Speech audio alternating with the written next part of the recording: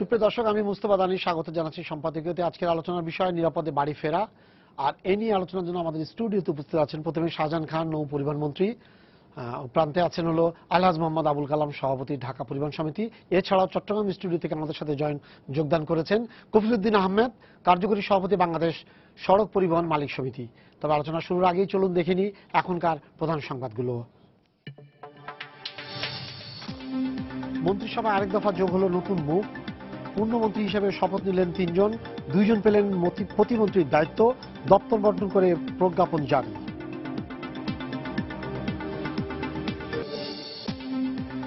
প্রিয়জনের সঙ্গে ঈদ উদযাপনে আজও ঢাকা ছাড়ছেন নগরবাসী। অন্যান্য বারের মতো শিডিউল বিপর্যয়ের অভিযোগ নেই ট্রেন বা বাসের যাত্রীদের।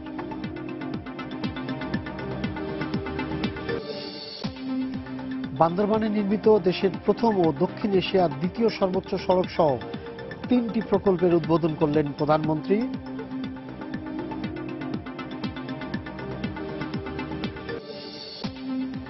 জামিনে মুক্তি পেলেন বিএনপির ভারপ্রাপ্ত মহাসচিব মির্জা ফখরুল ইসলাম আলমগীর।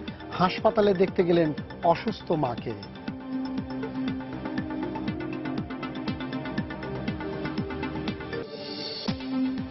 রাজন হত্যার দায় স্বীকার করে প্রধান আসামি মুহিতের স্বীকারোক্তিমূলক জবানবন্দি দিল আরো 2 আসামি। হত্যাকারীদের শাস্তির দাবিতে বিক্ষোভ সমাবেশ।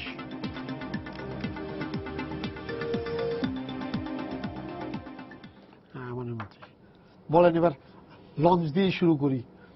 আপনি এমনি দক্ষিণ এবং মানে আপনি হলো সেন্ট্রালের লোক বলতে হবে, যেহেতু আপনি বৃহত্তর ফরিদপুর এরিয়া।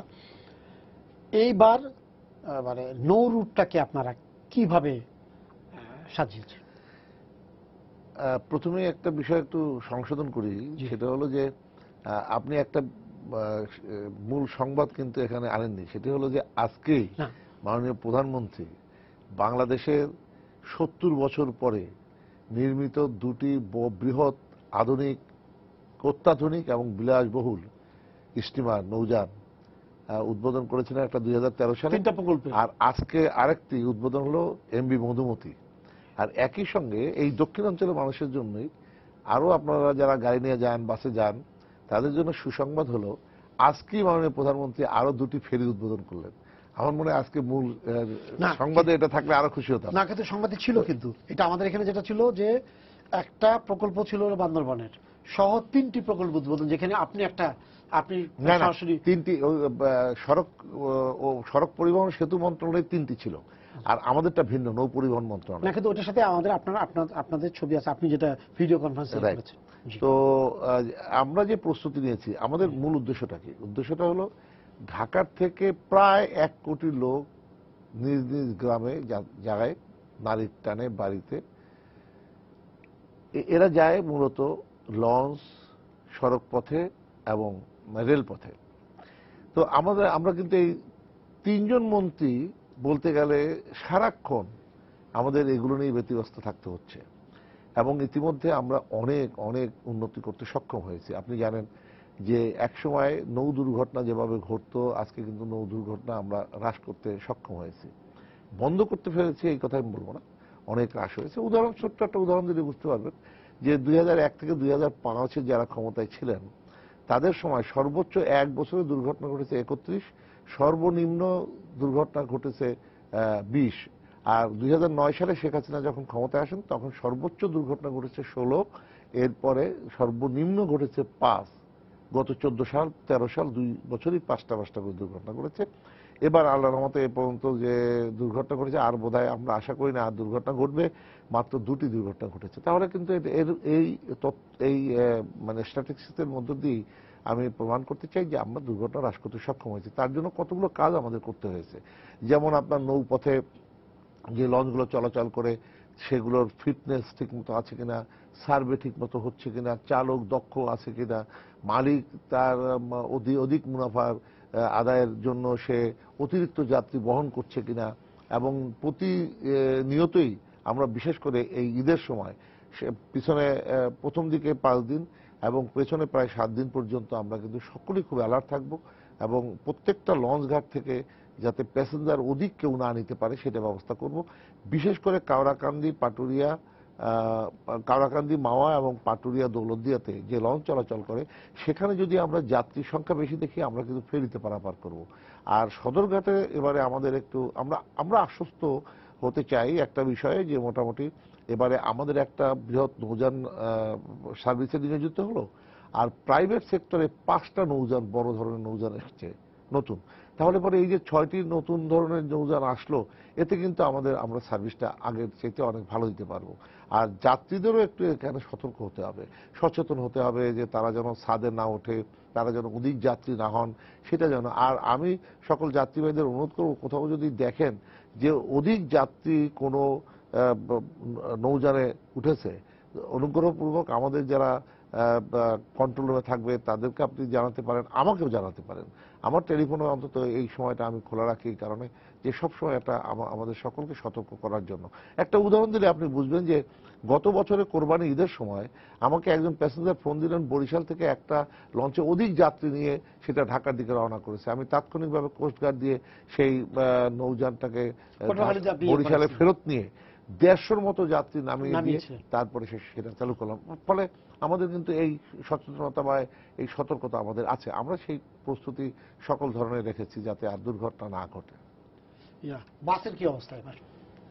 প্রতিবার আপনারা চিল্লাতে থাকেন, হ্যাঁ আমরা বলতে থাকি আপনারা সার্ভিস ঠিক মতো দিচ্ছেন না, বেশি ভাড়া নিচ্ছেন।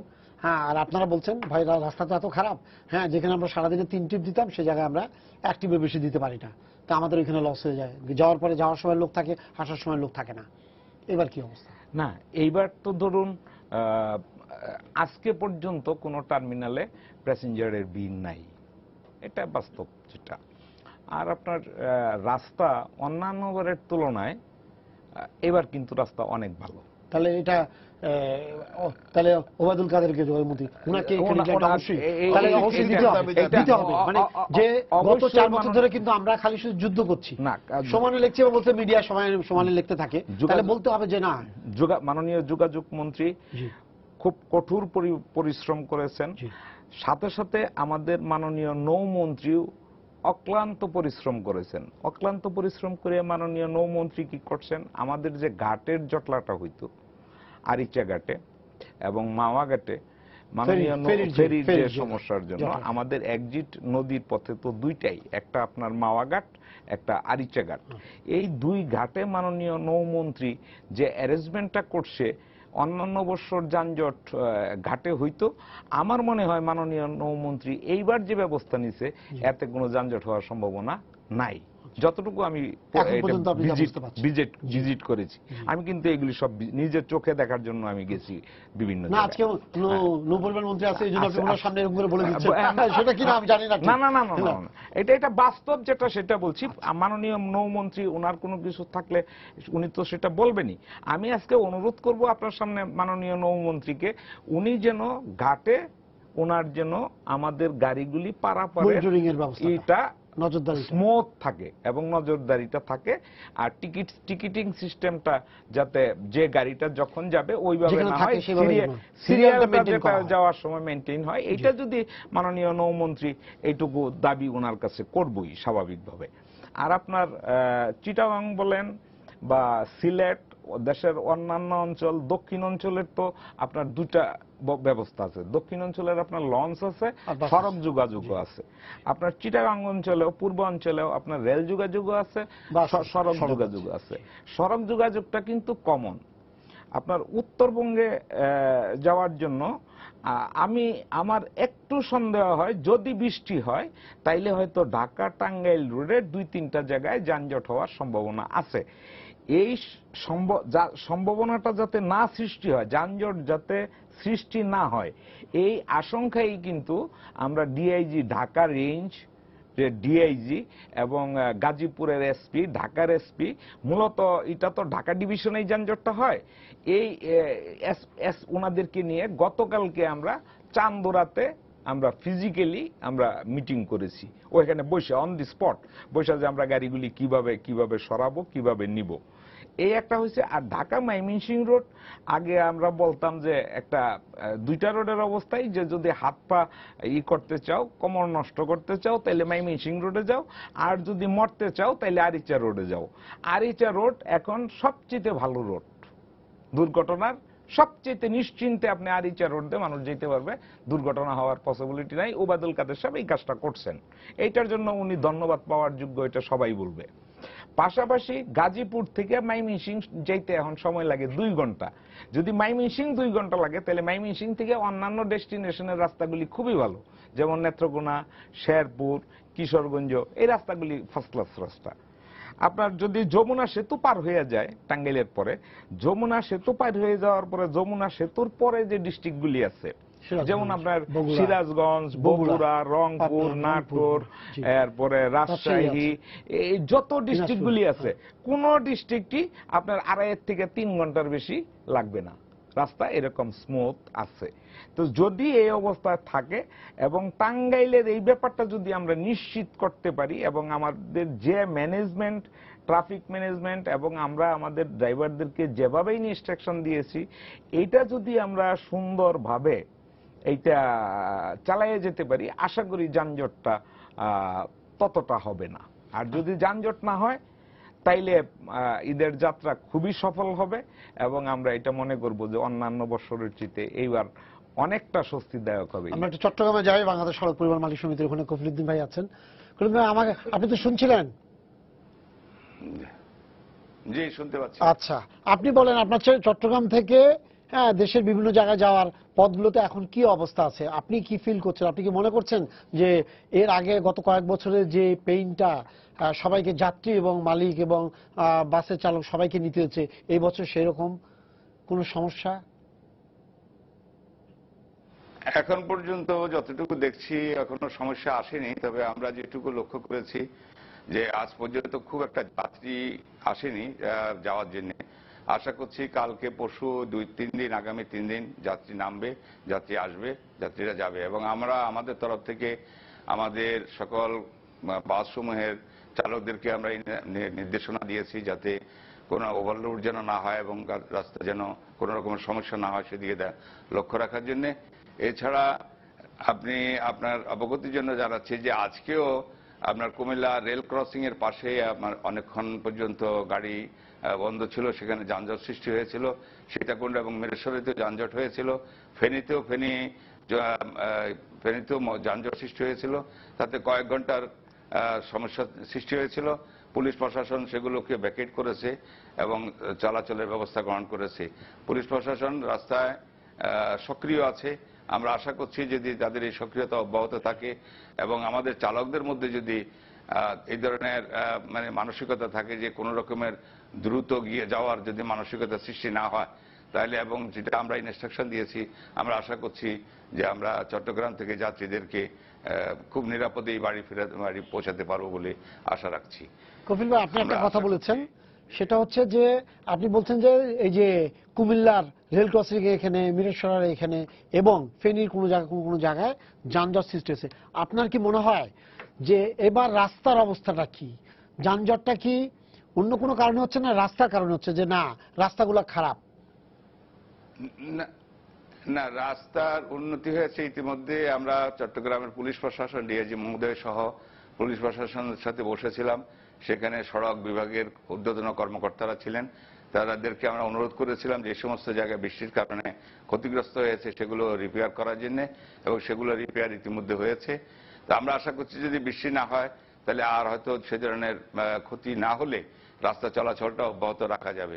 তবে একটা বড় সমস্যা হচ্ছে সড়ক, যেহেতু মহাসড়কের কোনো জায়গায় 4 লেনের কাজ হয়েছে এবং সেখানে গাড়িগুলো দ্রুত আসছে, এবং যেখানে কাজ হয়নি সেখানে এসে সে গাড়িগুলো কিন্তু স্লো হয়ে যাচ্ছে, এবং স্লো হয়ে যাওয়ার কারণে ওই সমস্ত জায়গায় যানজট সৃষ্টি হচ্ছে।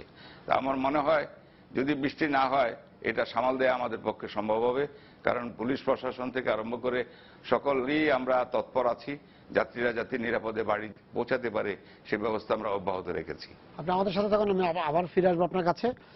মন্ত্রী মহোদয়, একটা জিনিস যেটা করা হয়েছে, বলা হচ্ছে ঢাকা বরিশাল রুটে স্টিমার লঞ্চের ক্ষেত্রে একটা ডুবোচর একটা সমস্যা, আর একটা বলছে যে পর্যাপ্ত বয়া এবং বিকন বাতি বা মার্কার নেই।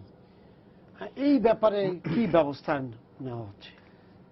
নদ নদীতে তো একটু ডুবোচর সৃষ্টি হতেই পারে, কারণ আমাদের পানির সঙ্গে যে বালু আসে সেটা জমাট হয়ে এটা সৃষ্টি হয়। আমাদের সব জায়গাতেই আমরা আমাদের যে মানে সার্ভে টিম, সেটা মানে হাইড্রোগ্রাফি যে টিম আমাদের আছে সেটা কাজ করে।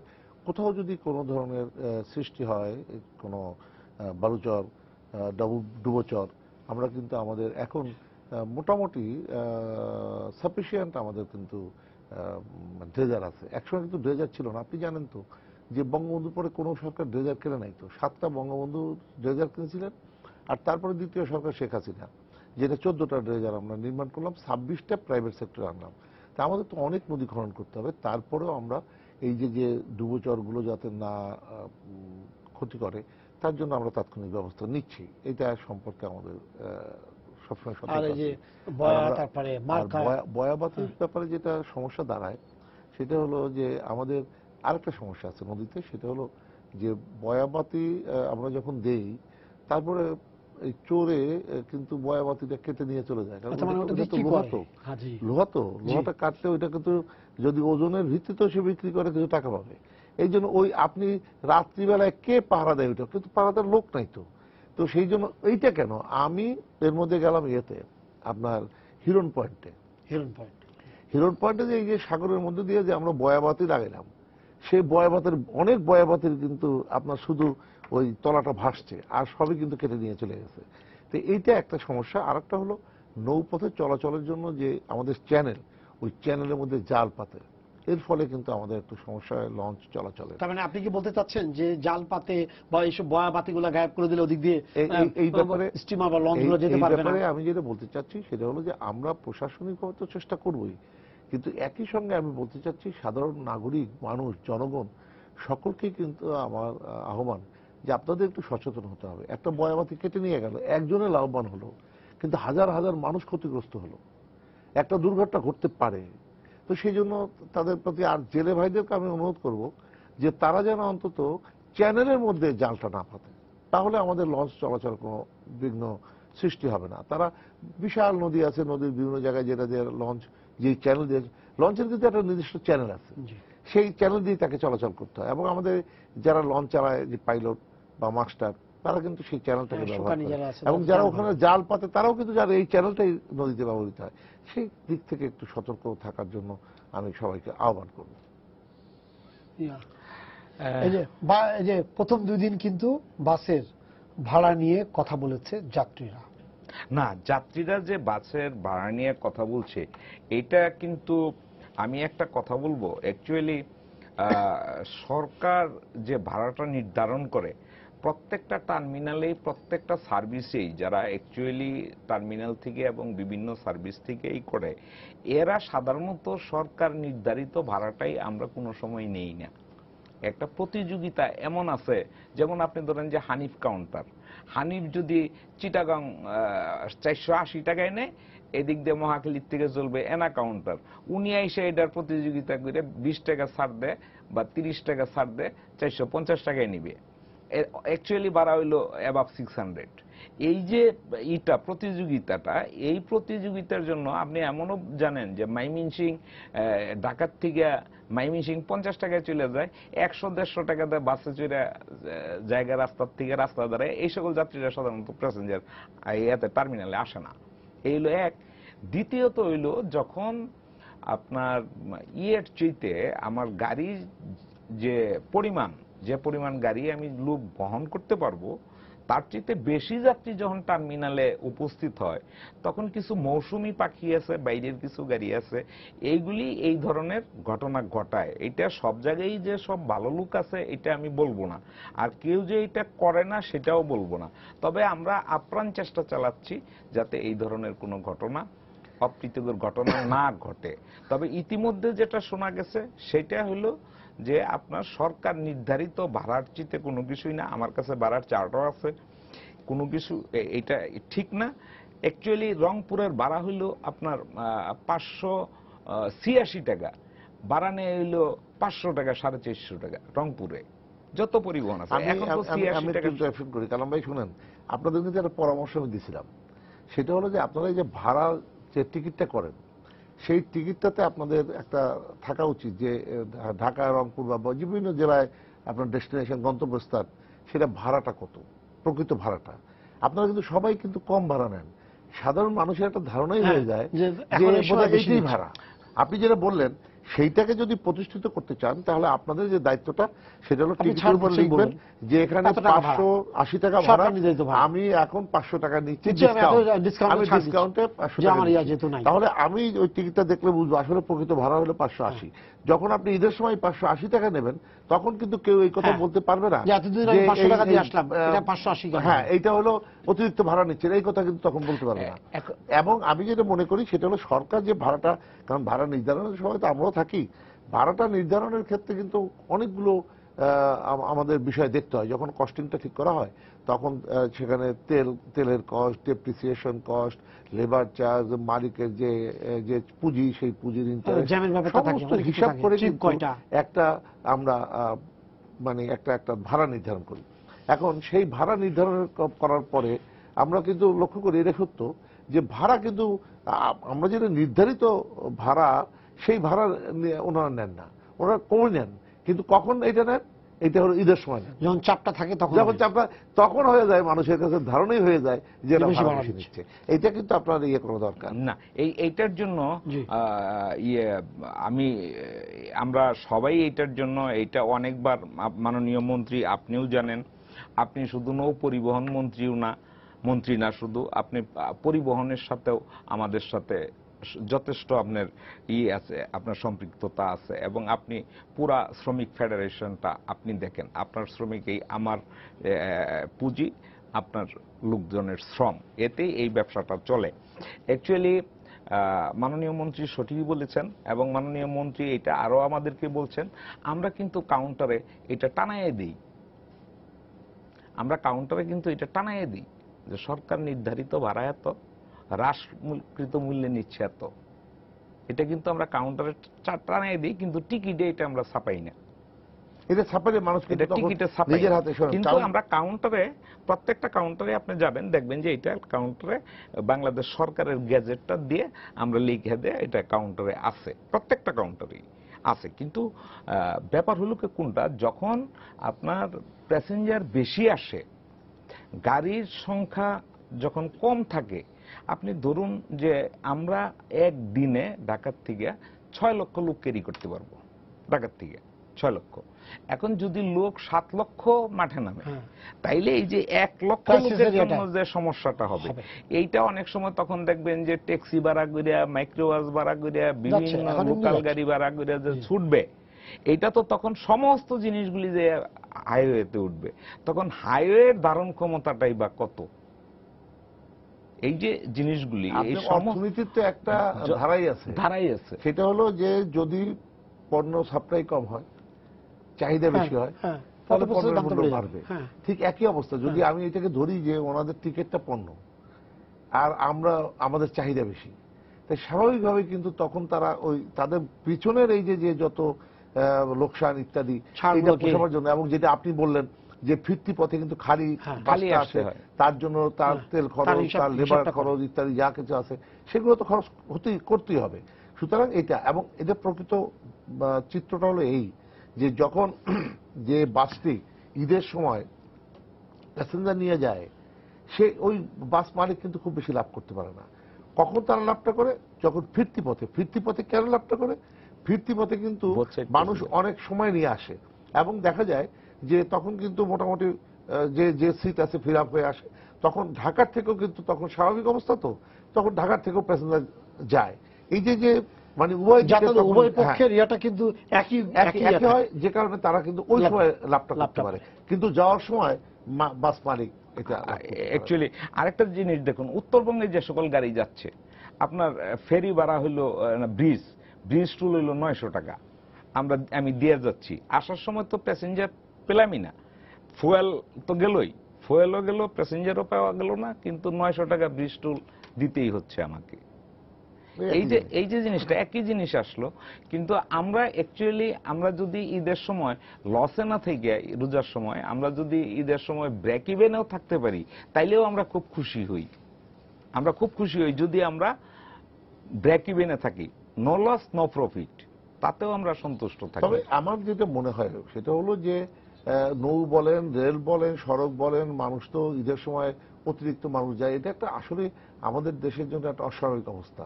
আবার ভারতে পূজার সময় একটা অস্বাভাবিক অবস্থা, রাস্তাঘাট সব বন্ধ করে পূজায় রাস্তার উপরে করে। এই যে মানুষের যে ভোগান্তি, এগুলো তো একটু যখন নিজের বাড়িতে বিয়ের বাড়ি, নিজের বাড়িতে যখন বিয়ে অনুষ্ঠান হয় তখনও কিন্তু অতিথি এত বেশি আসে, একটু ভোগান্তি হবেই। তো এই ভোগান্তিকে ওইভাবে না দেখে আমি মনে করি যে এটা আমাদের সাংবাদিক ভাইদেরও কিন্তু একটা দায়িত্ব আছে। যেমন মনে করেন যে কিছুদিন আগে আপনি লক্ষ্য করেছেন যে একটা পত্রিকায় বা কয়েকটা পত্রিকায় ছবি দিয়ে বলে দিল যে 500 অচল লঞ্চ রংচং করে চালাবার জন্য প্রস্তুত। আসলে কিন্তু এই তথ্যটা কিন্তু সঠিক না, বা এই সংবাদটা কিন্তু তথ্য নির্ভর নয়।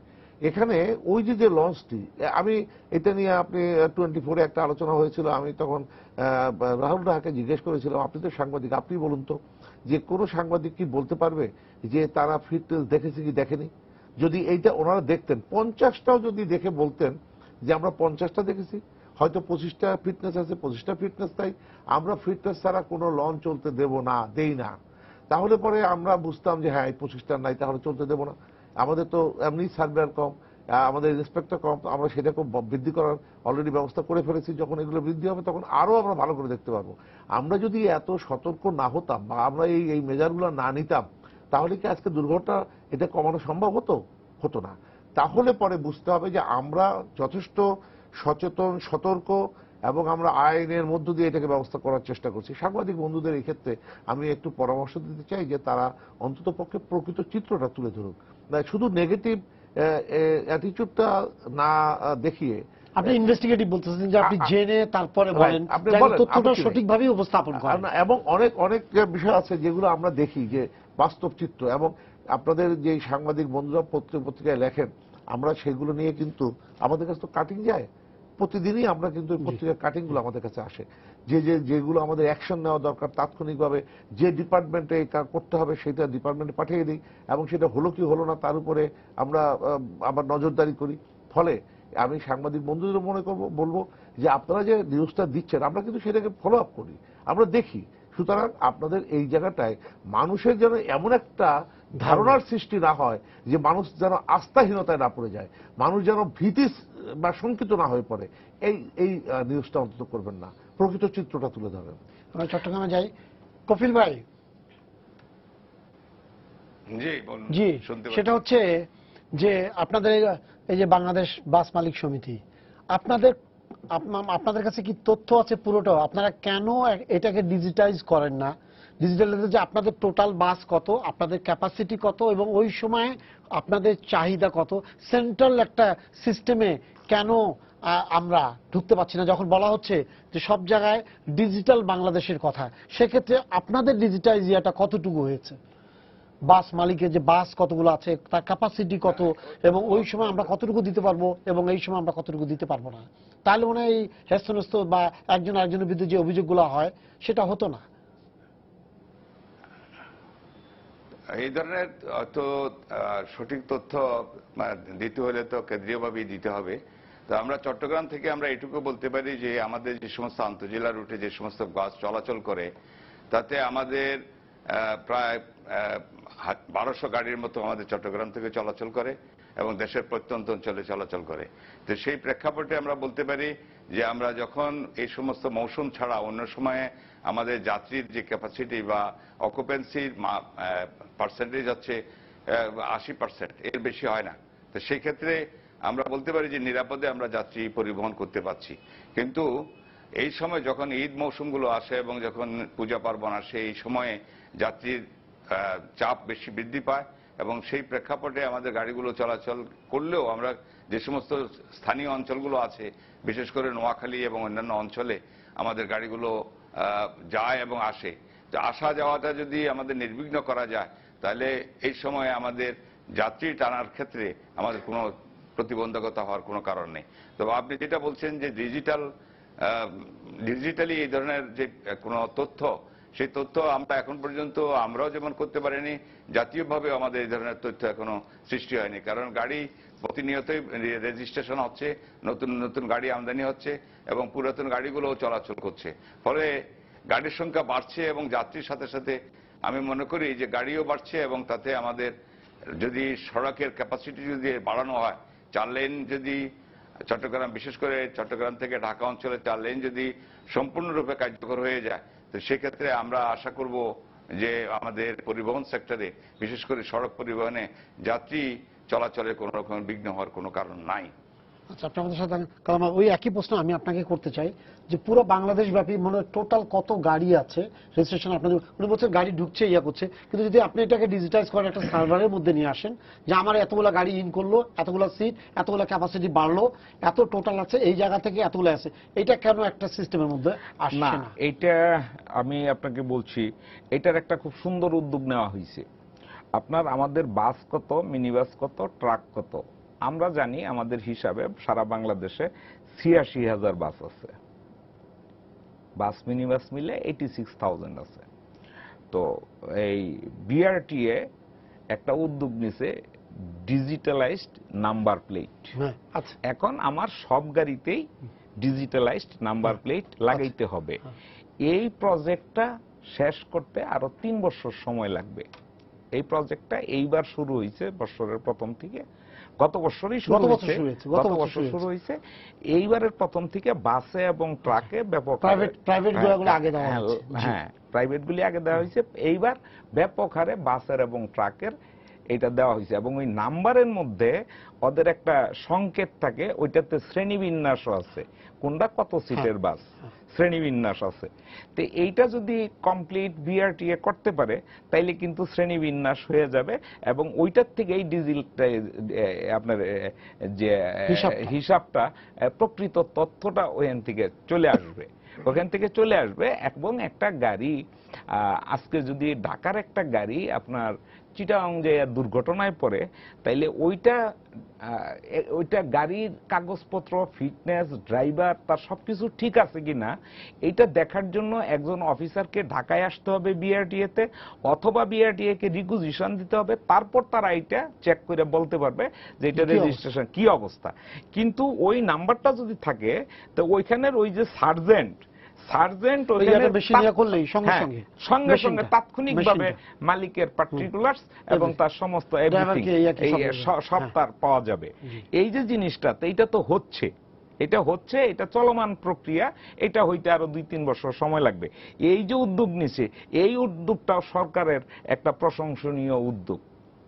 এক, দ্বিতীয় কথা যেটা আপনি বলতে চাই আমি, আপনার ওভারলোড, ওভারটেক, ওভার স্পিড, এই তিনটাতেই মূলত দুর্ঘটনাগুলি ঘটে। আপনার দেখবেন একটা জিনিস খেয়াল করিয়া, ঈদের আগে কিন্তু ওভারলোড হইতে পারে কিন্তু ওভার স্পিড হয় না। ওভারলোডের সাথে ওভার স্পিডিং কিন্তু দুর্ঘটনায়। আচ্ছা, এখন যদি আপনার ওভার স্পিড কেন হয় না? রাস্তার মধ্যে বিভিন্ন ধরনের যান, আপনার auto rickshaw, private car, microbus, সমস্ত কিছু উঠে রাস্তায়, তখন খুব জোরে গাড়ি চালানো যায় না। এবং আপনার ওভারটেকের জন্য আপনার অ্যাক্সিডেন্ট হয়, ঈদের আগে 2-1টা খুব কম অ্যাক্সিডেন্ট হয়, এবং ওভারটেকের জন্য যানজটেরও সৃষ্টি হয়। আমরা এইটার জন্য যথেষ্ট সতর্কতা নিয়েছি, আমরা প্রত্যেকটা টার্মিনালে এটা নিয়ে আমরা কাজ করেছি। আমাদের বাংলাদেশ সড়ক পরিবহন সমিতির মহাসচিব সব ডিস্ট্রিক্টে সার্কুলার দিছে, এবং ওইভাবে আমরা কাজ চলছি। এবং এইটার সাথে শাহজাহান ভাইয়ের যে ফেডারেশনের যে জেনারেল সেক্রেটারি, উনিও এটা নিয়ে প্রতিনিয়ত কাজ করে যাচ্ছেন ওনারাও। তো অ্যাক্সিডেন্টগুলি হয় কখন? অ্যাক্সিডেন্টগুলি হয় কিন্তু ঈদের পরে বেশি। ঈদের পরে বেশি কেন হয়? ঈদের পরের বেশি হয় হইল রাস্তা ফাঁকা থাকে, যার জন্য ওভার স্পিডিং হয়, অ্যাক্সিডেন্টগুলি হয়, এবং মানুষ মারা যাওয়ার সংখ্যাটাও তখন বেশি হয়। এরপরে তখন আরেকটা জিনিস হয়, সেটা হইল, এটা খুবই অনেকে হয়তো এটা নিয়ে সমালোচনা করতে পারে আমার, কিন্তু তাতেও আমি বলবো বাধ্য হয়েই, প্রাইভেট কারের ড্রাইভারদের ঈদের পরের দিন কিন্তু আমরা প্রায় সবাই ছুটিতে দিই। আমরা যদিও ভালো গাড়ি চালাই, কিন্তু আমরা এতটা অভিজ্ঞ হই নাই যে আমরা ভালো গাড়ি চালাই। এবং অনেক বাচ্চারাও, অনেকের ছেলেরাও তখন সুযোগ পায়, ড্রাইভার যায় নিজে গাড়িটা চালায়। ওই সময় কিন্তু অ্যাক্সিডেন্টগুলি ওই ধরনের। আমি ভালো ড্রাইভার, কিন্তু আমার সামনে যে আসতেছে ও তো ভালো না, ও তো নতুন ছেলে, এই জন্য কিন্তু আপনি দেখবেন যে ঈদের পরে অ্যাক্সিডেন্টগুলি যদি হয় মাইক্রোবাস, প্রাইভেট কার আর বাসের সাথে সংঘর্ষ আমি শেষ হয়। পর্যায়ে চলে আসছি। সমস্যা কি তাহলে জানেন? আপনার সাথে ভাই, আমাদের এক মিনিট, একটা যদি সমস্যা কি জানেন, অনেকে তুলনা করে যে আমেরিকা, লন্ডন, বিভিন্ন জায়গায় যে এত দুর্ঘটনা ঘটে না। বিভিন্ন দেশে কি আমাদের মতো নসিমন করিমন বুটবুটি দিয়ে হাইওয়ে দিয়ে চলে? তা তো চলে না। চিটাগাংয়ের যে আমাদের কপিল ভাই আছেন ওখানে, তাকে জিজ্ঞেস করেন কিছুদিন আগে একটা রিপোর্ট আসছে পত্রিকায়, সেটা হচ্ছে যে দুর্ঘটনা ঘটেছে তার অর্ধেক হলো ইজি বাইকের কারণে দুর্ঘটনা ঘটেছে। তাহলে একটা জিনিস হিসাব করতে হবে আপনাকে, অর্ধেক অ্যাক্সিডেন্ট কমে যাবে যদি হাইওয়ে এবং রিজিওনাল হাইওয়েতে আমরা এই সমস্ত ভটভটি, নসিমন এগুলো যদি আমরা বন্ধ easy করে দিতে bike পারি। এবং দিয়ে সিদ্ধান্ত কিন্তু আমাদের আছে, এবং হ্যাঁ, ওয়াহিদুল কাদের সাহেবের কোর্টে- সিদ্ধান্ত কোর্টেরই আছে আছে, একদম। কিন্তু এটা সব জায়গায় আমরা বাস্তবায়ন করতে পারি না নানা কারণে। তাই আমি মনে করি এটা যদি বাস্তবায়ন করা সম্ভব হয় তাহলে দুর্ঘটনা ঘটে যাবে। এবং 1983 সালে যখন এরশাদ সাহেব ক্ষমতায়, আমরা তখন বাস মালিক, শ্রমিক এবং সরকার বসে একটা দুর্ঘটনা কমাবার জন্য একটা কমিটি হয়েছিল, 112টা সেখানে সুপারিশ ছিল। এই যে আজকে যে ওয়াহিদুল কাদের সাহেব যেটা করতেছেন, এটা কিন্তু ওই 12টা সুপারিশে 112টা সুপারিশেরই অনেকগুলো তিনি বাস্তবায়ন করেছেন। যেমন বাঁকগুলো সোজা করা, সেখানে মানে ডিভাইডার করা, এগুলো করে কিন্তু দেখেন আরিচা রোডের কথা বলতেছিলেন, আপনি তথ্য নিয়ে দেখবেন আরিচা রোডে 2012 সালে 5 শতাধিক দুর্ঘটনা ঘটেছে। মরণ ফাঁদ ঠিক, ছিল এটা। হ্যাঁ, কিন্তু 13 সালে 100 নিচে কমে এসেছে। কেন? কারণ ওই সময়টাতে উনি এগুলো সোজা করে দিয়েছেন। তাহলে এগুলো তো বাস্তব যে আমরা দুর্ঘটনা চেষ্টা করলে অনেক কমাতে পারি। আর যে বলছিলাম শেষে, একদম শেষ পর্যায়ে চলে আসছি, এই ডেকের, লঞ্চের ডেকেটের টিকিটের ব্যবস্থা কেন করা যায় না? লঞ্চের ডেকে টিকিট যেটা যেমন একটা যে সিস্টেম, ডেকে নয়, মানে আমরা যে নরমাল যে লঞ্চের মধ্যে লঞ্চে যে যাওয়ার- কেবিনে যেমন ইয়া হচ্ছে, কিন্তু ওইখানে যে ডেকের- লোক যেখানে পাচ্ছে। হ্যাঁ, বুঝছি। ডেকে এইটা আমরা করতে যাচ্ছি, এবং আপনি শুনে খুশি হবেন যে আমরা কিন্তু এখন সদরঘাট তো আমাদের একটা মানে বিশাল কর্মযজ্ঞ, এবং এখানে প্রচুর লঞ্চ চলে ধারণ ক্ষমতার বাইরে। আমরা কিন্তু এখন শ্যামপুরে নতুন ইয়া করছেন আমরা শ্মশান ঘাট, হ্যাঁ, জি। সেখানে এখন সদরঘাট থেকে সরাসরি রাস্তা করে দিচ্ছি, এবং শ্মশান ঘাটে একটা অত্যাধুনিক আমরা টার্মিনাল ভবন টার্মিনাল করতে যাচ্ছি। ওখানেও টিকিটের ব্যবস্থা থাকবে, এবং যেমন বাসে এখন টিকিট করে বাসে উঠতে হয়, লঞ্চে আপনি তখন টিকিট করে উঠবেন। বিভিন্ন বিশ্বের সব জায়গায় আছে, নৌযানে উঠতে হলে টিকিট করে উঠতে হবে, ট্রেনে উঠতে হলে টিকিট করে উঠতে হবে। আমরা পুরানো যে সদরঘাটের ভবনটি আছে ওইটার পশ্চিম পাশেও এখন আমরা একটা ভবন করতেছি, সেখানেও আমরা টিকিট ঘর করে দেব। যতগুলো মানে লঞ্চ মালিক আছে, যতগুলো লঞ্চ পরিবহন আছে, তাদের টিকিট থাকবে, টিকিট করে মানুষকে ইয়েতে লঞ্চে উঠতে হবে। এই সিস্টেম আমরা করলে কতগুলো লাভ আছে। একটা হলো যে দুর্ঘটনার হাত থেকে অধিক যাত্রী তখন উঠতে পারবে না, লিমিটেড যাত্রী নিতে হবে। ডেকের যেটা আপনি বলেন, এখন আমরা কেবিনের টিকিট বিক্রি করি কিন্তু ডেকে আমরা বিক্রি করতে পারি না, তখন ডেকেরটাও বিক্রি করা হবে, যে কারণে কিন্তু তখন এই একটা সিস্টেমে চলে আসবে। আপনি যেটা আশা করছেন এটা করা সম্ভব, আমরা এটা করবো ইনশাআল্লাহ। হ্যাঁ, না মানে ওইখানে যেটা সমস্যাটা হয় যে ওভার ইয়া যেটা হচ্ছে, ওভারলোডের হচ্ছে, কিন্তু সেটা যে আপনি লোক ঢুকাই নিচ্ছেন, কত লোক ঢুকছেন কেউ জানে না। মনে করেন যে আপনার ক্যাপাসিটি আছে 200, Correct, আমরা কিন্তু সেই জন্য- বাসে তো একটা সিটের ক্যাপাসিটি আছে, নাহলে আমরা আরো আরেকটা 20 জন করবো, দাঁড়াচ্ছে। আমরা আরেকটা করবো, আমাদের যে কলাপসেবল গেট, পোল্টুরে যাওয়ার আগে যে কলাপসেবল গেট আছে, আমরা ওখানে কিন্তু বিমানের মতো টিকিট চেক করে কিন্তু আমরা প্যাসেঞ্জারকে ভিতরে ঢুকতে দেবো। এখন তো প্যাসেঞ্জারও ঢুকছে, যিনি তাদেরকে ওর আগে সাথে দিতে যাচ্ছে, যাচ্ছে তিনিও তিনিও ঢুকতেছেন। আমরা এই ব্যবস্থার সিস্টেমটাকে চেঞ্জ করে ফেলবো। আচ্ছা, তার মানে আমরা আমরা একটা বিষয় আমি বলি, মানে এই যে যাত্রীদের হয়রানি বন্ধ করার জন্য সদরঘাটে তো আপনার 2010 সালের জুলাই 1 তারিখ থেকে কিন্তু আমরা ইজারা ব্যবস্থা বাতিল করে দিয়েছি, এবং আজকে সদরঘাট কিন্তু একটা পরিচ্ছন্ন অবস্থা।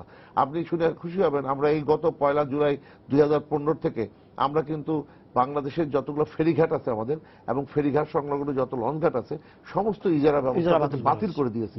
এর ফলে কিন্তু মানুষের যে ভোগান্তি সেটা কিন্তু, এবং মানুষের উপর যে জুলুম, নির্যাতন, হয়রানি, সেটা কিন্তু অনেক বন্ধ হয়ে গেছে। আরেকটা ব্যাপার হলো যে এখানে আরেকটা ধারণা সৃষ্টি হচ্ছে ভুল, সেটাও আমার সাংবাদিক বন্ধুদেরকে আমি অনুরোধ করব যে আমরা লঞ্চের জন্য যে 2 টাকা আপনাকে উপরে টোল দিতে হতো ইজারাদারকে, সে সুযোগ পেয়ে 5 টাকা, 10 টাকা, 20 টাকা, 50 টাকার মতো নিত, সেইটা কিন্তু বাতিল করে দেওয়ায় আমরা লঞ্চের টিকিটের সঙ্গে এখন ওই 2 টাকা নিচ্ছি। অনেকে এটা বলতেছে যে ঈদের আগে এটা বাড়ায় দেওয়া হচ্ছে, আসলে এটা নয়। যেহেতু অর্থবছর শুরু 1 জুলাই, আমরা 1 জুলাই থেকে এই ব্যবস্থাটা চালু করেছি। এটা নিয়ে যেন কোনো ভ্রান্তি সৃষ্টি না হয়। আপনি তো বলে দিয়েছেন, আমরা আশা করব যে এবার ঈদে যারা যাত্রী যারা বাড়িতে যাচ্ছেন স্বজনদের কাছে, পাটুরিয়া দৌলতদিয়া এবং মাওয়া কাওড়াকান্দি আমি যাত্রী ভাই যারা যাবেন তাদের জন্য একটু বলে রাখি, সেটা হলো যে কোনো ক্রমেই আমরা অধিক যাত্রী বহন করতে দেব না লঞ্চে। আমরা যখন দেখব যে যাত্রী বেশি হয়ে গেছে, আমরা তখন কিন্তু ফেরির ব্যবস্থা রেখেছি, যাতে ফেরিতে আমরা যাত্রীদের পার করতে পারি নিরাপদে। সেই জন্য যাত্রী ভাইরা যারা আছেন তারা তাড়াহুড়া না করে দক্ষিণাঞ্চলের যাত্রীদের অনুরোধ করব, এই দুটি ঘাটে আপনারা অপেক্ষা করবেন, আপনাদের জন্য আমরা ফেরি প্রস্তুত রেখেছি। আপনাদেরকে ধন্যবাদ। এবং আমরা আশা করি যে যারা ঈদে বাড়িতে যাচ্ছেন স্বজনদের কাছে যাচ্ছেন, এবং তারা স্বজনদের কাছ থেকে যেন আবার ঠিক মতো দেশে মানে ঢাকায় ফিরে আসতে পারবেন, নিজ কর্মস্থলে ফিরে আসতে পারবেন। এবং এবার যে ভালো ব্যবস্থাপনা এখন পর্যন্ত আজকে পর্যন্ত সেটাই আছে, আগামীকাল আমরা দেখি আমাদের ইয়াতে কি আছে। তারপর আপনাদেরকে আমি ধন্যবাদ দিচ্ছি এই কারণে যে এইবার অন্যান্য বছরের তুলনায়, যে কোনো বছরের তুলনায় এবার এখন পর্যন্ত ভ্রমণটা নিরাপদই হচ্ছে। আপনাদেরকে ধন্যবাদ। পাশাপাশি কপিল সাহেবকে ধন্যবাদ জানাচ্ছি, চট্টগ্রাম ব্যুরো থেকে আমাদের সাথে আপনি যোগদান করেছিলেন। সবাইকে শুভেচ্ছা জানিয়ে শেষ করছি আজকের সম্পাদকীয়। আগামীকাল আবারও দেখা হবে রাত 10টায়, দেখার আমন্ত্রণ রইল। শুভরাত্রি।